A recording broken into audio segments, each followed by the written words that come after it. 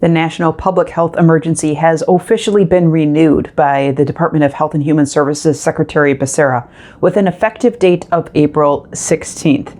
This is now the 9th time that the National Public Health Emergency has been renewed since it was first declared back in January of 2020.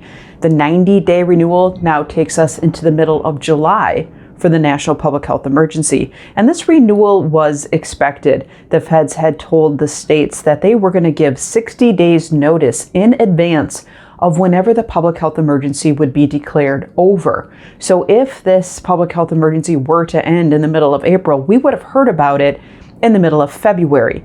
We didn't get that notice, so we knew that this renewal was coming, and now we are extended into the middle of July.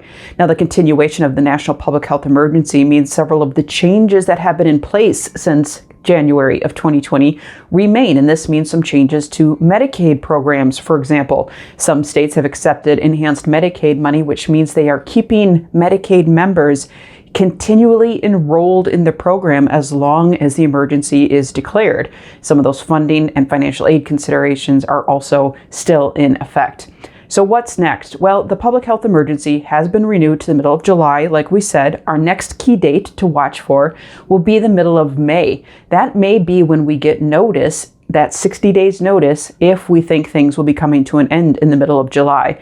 Now, the Fed still can give notice at any time. It'll just be 60 days in advance of the end date. So we will be keeping our eyes open as we move forward for when we hear more out of the U.S. Department of Health and Human Services. You can read that renewal that happened effective April 16th. We link to the declaration in the description below.